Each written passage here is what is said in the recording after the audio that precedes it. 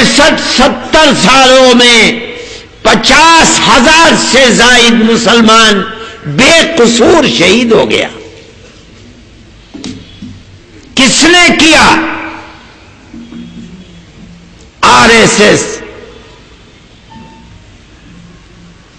کے ورکروں نے کیا, BJP کے لوگوں نے کیا.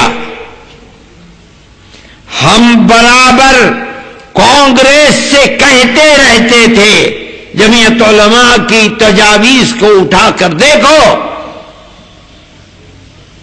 کہ اس سپولیے سانپ کے بچوں کے منہ کو کچلو.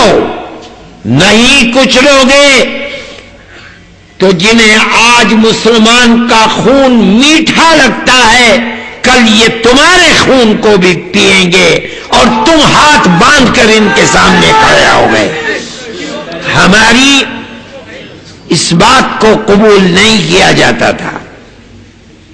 ہم کہتے ہیں کہ یہ سب کچھ پری پلان تھا.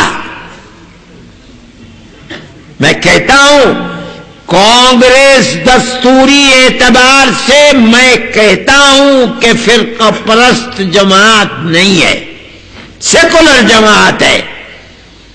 لیکن ان 65-70 سالوں میں جن لوگوں نے کانگریس کی کرسی پر بیٹھ کر راج کیا ہے وہ کانگریسی نہیں تھے. ان کے جسم کانگریسی تھے, ان کے دل سیاہ تھے. اور اس کی دلیل میں دیتا ہوں. کوئی مائی کا لال ہے جو انکار کر دے؟ 50,000 مسلمان 70 سالوں کے اندر ہمارے اس ملک کے اندر فسادات میں قتل ہو گئے.